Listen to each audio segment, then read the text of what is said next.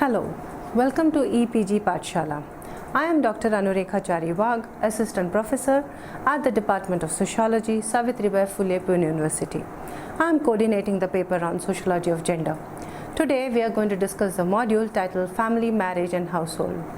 In this module, we will deal with the concept of ideal family as understood mostly in terms of heteronormative one. And we will also deal with the idea of family, especially with regard to the sexual division of labor. Further, we will also deal with how transgressions from the normative expectations of family leads to violence, especially violence, gender-based violence.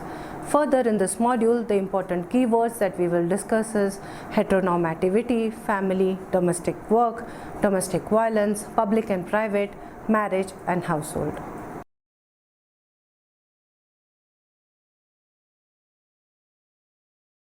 Family, marriage and household. Introduction.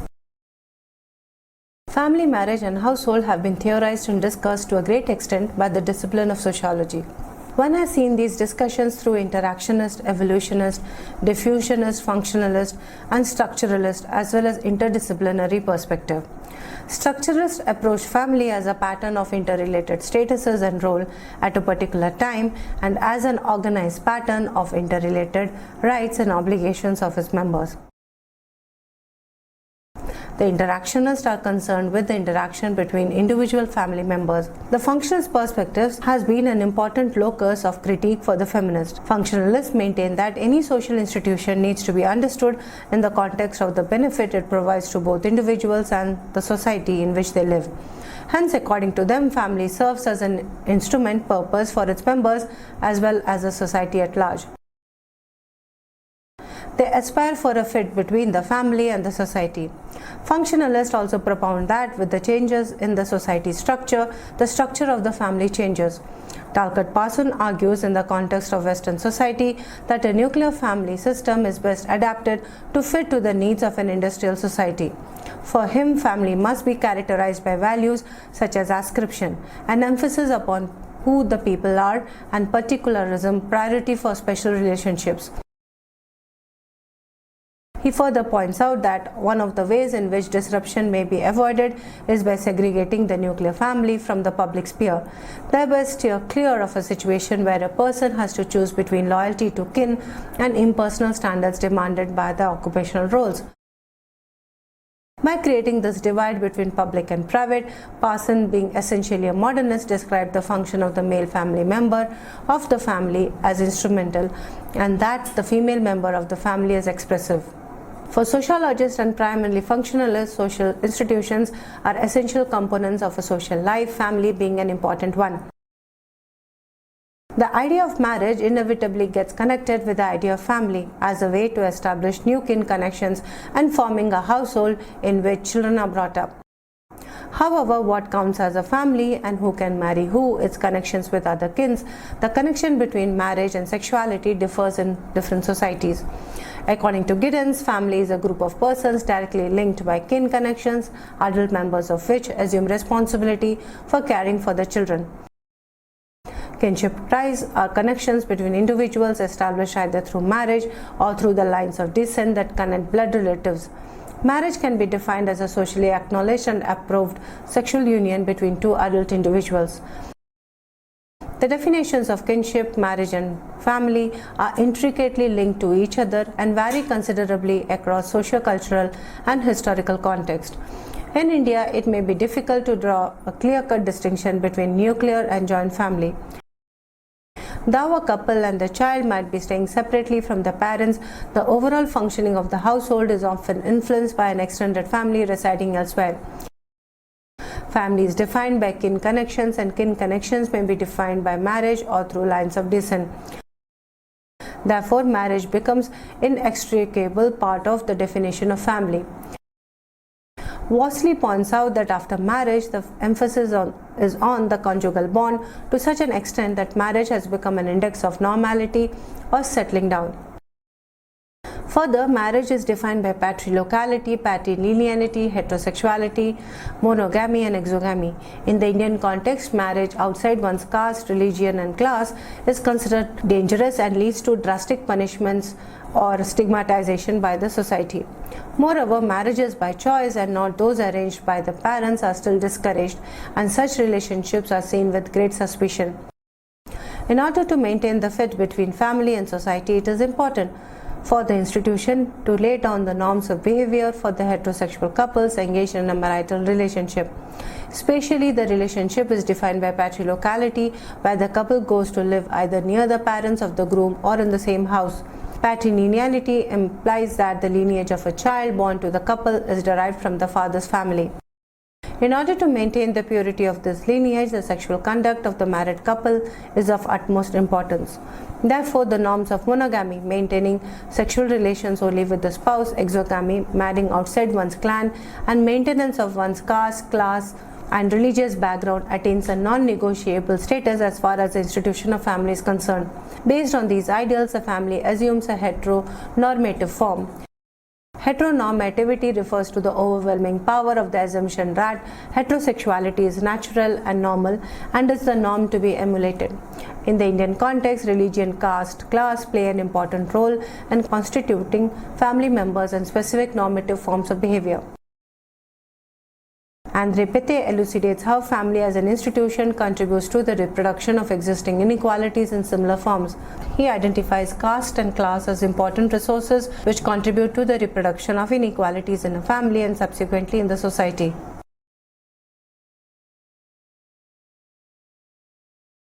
Among the many shifts the family and kinship studies saw in India since the 1950s, an important one in reference to the household dimension of family has been the shift in interest from the morphology of the family to the political economy of the household and how it functions as a unit of production, reproduction and consumption in the wider society.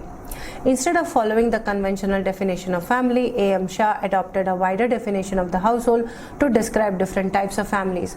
He classified the household into two groups, simple and complex. Shah defined simple households as those consisting of whole or part of the parental family and complex households as consisting of two or more parental or part of the parental families. Feminists pointed out that it was not only important to look at the forms of families and what they represent, but also to investigate how families function in reality. Hence, a shift of focus from family to household was an important one. According to Gita, the household is a definite spatial location within which identifiable concrete transactions takes place between different members who inhabit this location across sex and age divisions. This shift from the ideological concept of the family to the concrete functioning of the household enabled feminists to draw attention to not only the form of family but the different ways in which women within the household are exploited and marginalized. Karlikar defines household as an operational unit which functions broadly within the parameters of a family and a kinship ideology. This would include rules of marriage, residence, property ownership, roles and functions determined according to age and gender. It may be surmised that household is an operational unit while family is an overarching conceptual unit. The trajectory of feminist thought on marriage, family and household will be discussed in the following section.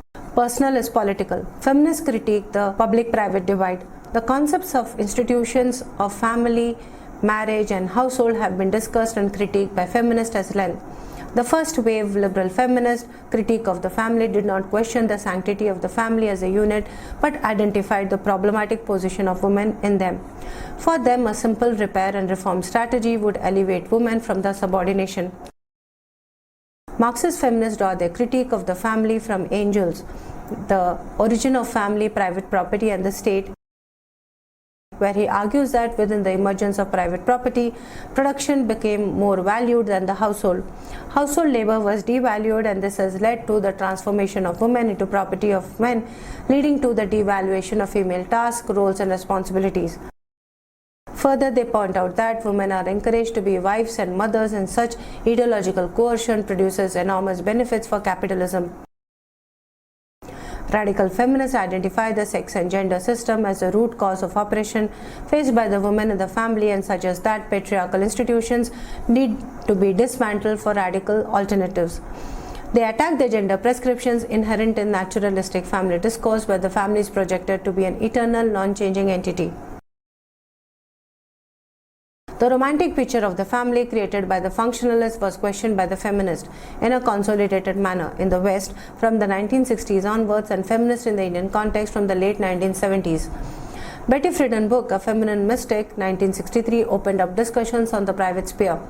While elucidating the problem with no name, Friedan brought to the forefront the vagaries of the middle-class American housewives after the World War II.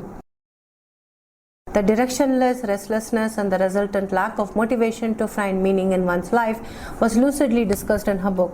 What it did for the American society was to lay bare the marginalization and silencing of women's experiences within the four walls of the house.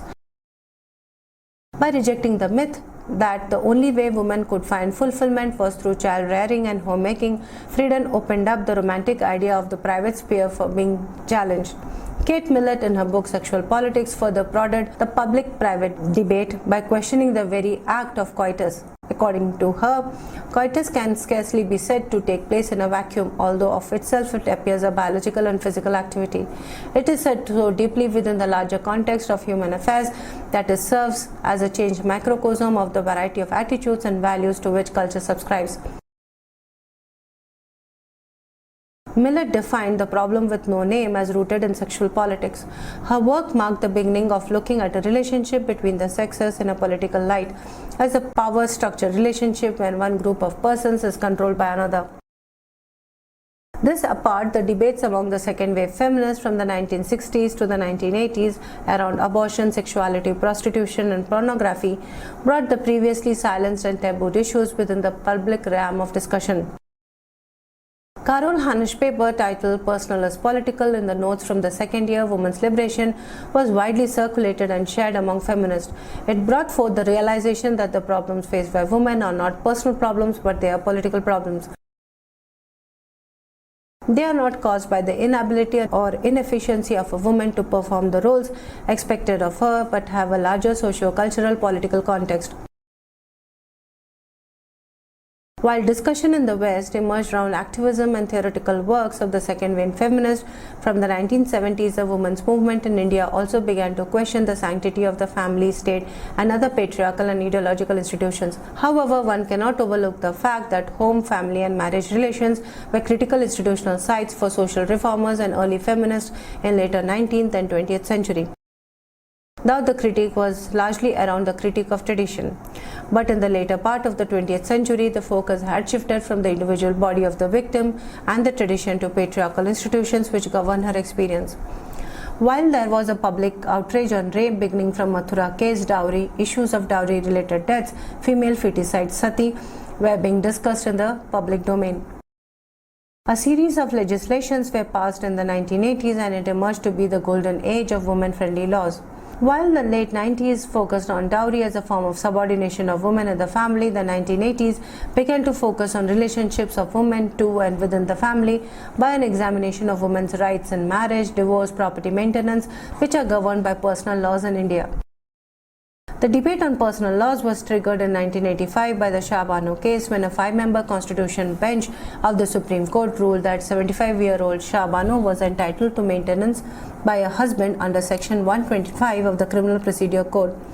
This case, which ultimately spiraled into a communal issue between the Hindus and the Muslims, was a crucial moment for the women's movement in India, because it was faced for the first time with the questions of a fractured identity of Indian women, and also brought forth the conflict between citizenship rights of a woman and community interest, and the role of the state in this tussle. These laws, though ineffective due to the poor implementation at the executive and judiciary level, failed to change the status quo of women. Women's movement welcomed these laws as a step towards empowerment of women, but only discovered much later that the motive of the state was only superficial and without any genuine concern for the rights of the woman. The lack of state willingness to bring about a change in the concrete everyday realities of women and the ineffectiveness of constitutional guarantees and legislations was highlighted by the 1974 report of the Committee on the Status of Women in India, which was commissioned by the Government of India. The report challenged the existing discourses on issues of gender and economic well-being, political participation, law, health and family welfare. It also ushered in a discussion on law as an instrument of social change, marriage, divorce, adoption, and guardianship, maintenance, inheritance, matrimonial property, and family codes.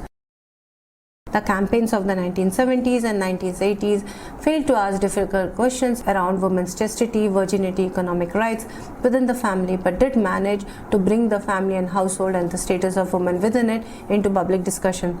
Since the 1990s, discussion of sexuality and desire remains central to the feminist critique of family and marriage. According to Nivedita Menon, the institution that manages this policing of sexuality is patriarchal heterosexual family. The family as it exists is the core that sustains a social order.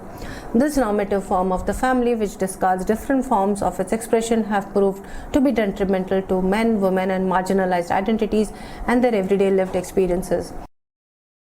Rinchin points out that families are also a context of violence, oppression, and restriction. She further argues that the overemphasis on family of a certain sort does not allow the exploration of any other relationship, and in the process, varied forms of desires and existence are either suppressed or denied. Moving away from the second wave of feminist slogan of personal is political, Rinchin argues that personal lived experience are what start the politics of thought and resistance. Then it becomes a job of politics to protect all kinds of personal plurality, to ensure its survival, and to nurture it with rightful security and dignity. An acceptance of the plurality of family forms continues to coexist simultaneously with the feminist argument to think of relationships beyond the institution of family. Production and reproduction. Feminists pointed out that the economic power of men and their control of production was linked with the organization of the family and the household. The roles assigned to men and women were not complementary in a society where men and women constitute unequal partners.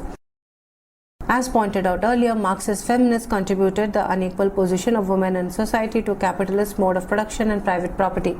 But radical feminists oppose this position and contend that unequal gender relations persist independent of the existing mode of production. Socialist feminists such as Hartman point out how capitalism and patriarchy work together to contribute to the exploitation of women. Socialist feminists have explained the material foundations of patriarchy in terms of men's control over women's labor power. Women are perceived to be responsible for housework and men for the reproduction of housework. The sexual division of labor maintains a hierarchy between the work done by men and women, rendering work done by women within the confines of the home as less valuable than that of the work done by men in the public domain. Cooking, cleaning, child rearing, and taking care of the elderly and the sick are all labor-intensive and time-consuming activities. Moreover, it provides men with a conducive home environment to regenerate themselves and be healthy and well-rested to work day after day. But this form of labor goes unacknowledged, and it is not even considered worthy of any remuneration. If a woman of a family do not perform domestic labor, then it is done by low-paid female domestic workers. Sexual division of labor is projected by mainstream society as a natural division of labor. However, feminists point out that there is nothing natural about sexual division of labor and that it is socially constructed and based on certain ideological assumptions. The sexual division of labor gets extended into the labor market as well when women go out to work in the public sphere. In this context, Beena Agarwal points out that the household factors interact with non-household factors to determine each party's bargaining power. Jobs such as nursing, teaching, domestic work are seen to be essentially female professions and are underpaid and undervalued. Women's roles at the workplaces are also seen in terms of an extension of the feminine roles of nurturing and caring. Unpaid housework and motherhood are perceived to be legitimate space of womanhood. Until Esther Bossorov's path-breaking study of women's contribution to economy, economists globally believed women's participation in economic activity was shaped by cultural attitudes and not by economic necessities. This belief continued to linger on for decades and to some extent still does in certain quarters, thus deflecting attention from an important factor underlying unequal development of women and men practically in all human societies, especially in the third world. Therefore, women's contribution in significant processes of human reproduction, biological reproduction, reproduction of labor force, and social reproduction are not only devalued but also invisibilized. Menon points out that the sexual division of labor is a source of sustenance for not only the family but also the economy because the burden of paid domestic labor would bear heavy on the husband or the employer. The employer does not pay for the domestic labor that enables the employee to come to the workplace in time. If all the employees of the husbands had to account for the work done by women at home, then the economy would fall apart. Feminists therefore bring forth the connection between unpaid work done at home and the way it sustains the national economy. The task for the feminist has been first, identification of household work as work, second, valuing that work, and third, questioning women's disadvantage in terms of pay. Women and work have a complex relationship in South Asian context. Women participation in workplace is often viewed with suspicion as it requires them to enter the public space. The engagement of women in the public sphere often leads them to being labeled as sexually permissive and immoral. In most of South Asia, the aesthetic of family claims on daughters, sisters, and wives and articulated in moral rather than material idiom. Work that is public paid labor may be perceived to be a violation of cultural expectations rather than a reinforcement of women's identities. Status considerations are violated every time a woman is forced to seek work to support herself and or her family, for it renders visible her male head of the household's inability to provide her with appropriate maintenance. Women's participation in work in the public sphere thus raises a number of issues. While at one level her character is questioned, at another level the ability of her husband to provide for her is put under the scanner. Her participation in work outside the confines of home is perceived to threaten her family and husband's honor, both in terms of sexual morality as well as the sexual division of labor.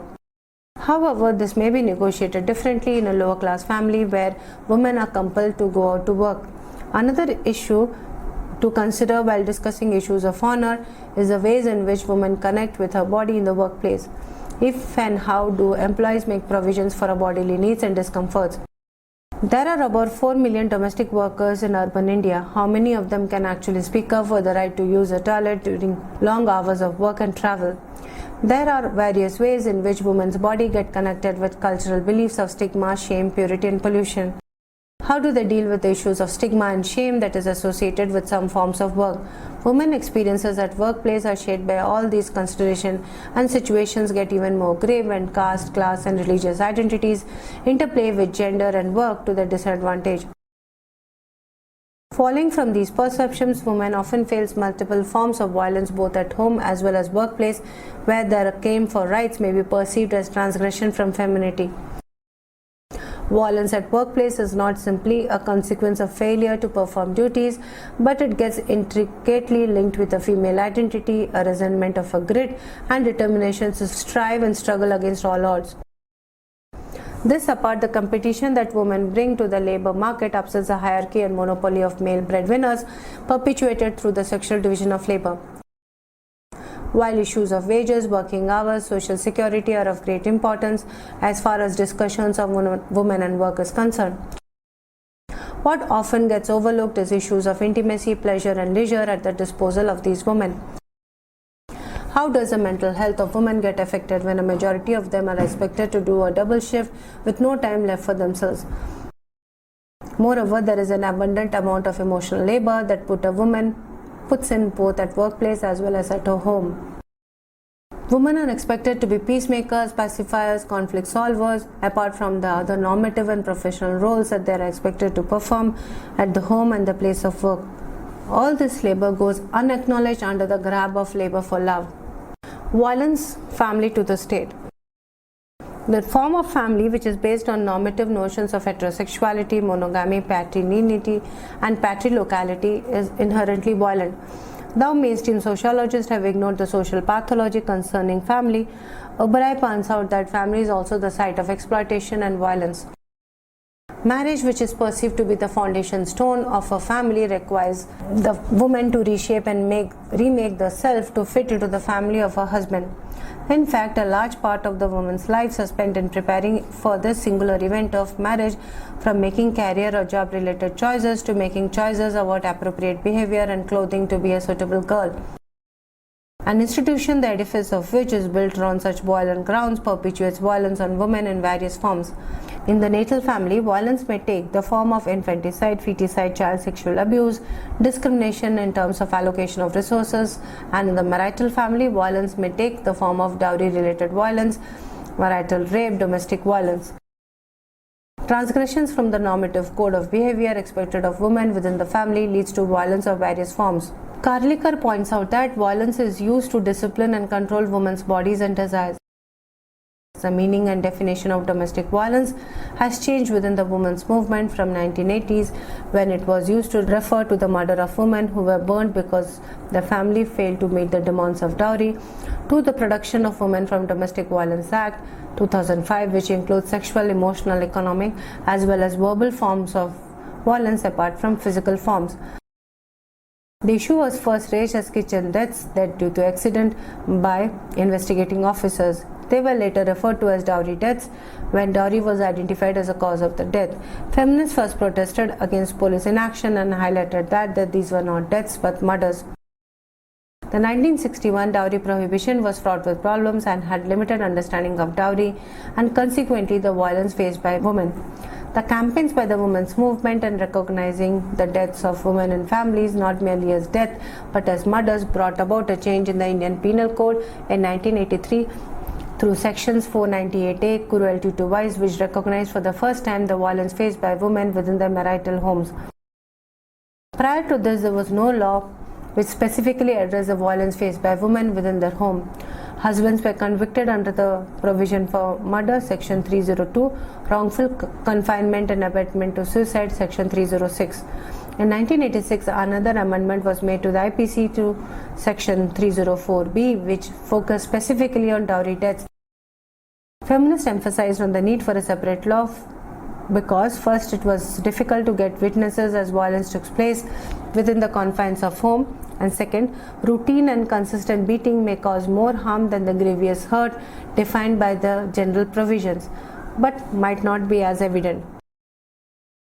But ever since these campaigns and laws, the rate of conviction in such cases has been extremely low, and so is the rate of completion of these trials. The police, who often reflect the mainstream mindset, refuse to register cases filed by women and force them to return to their marital family.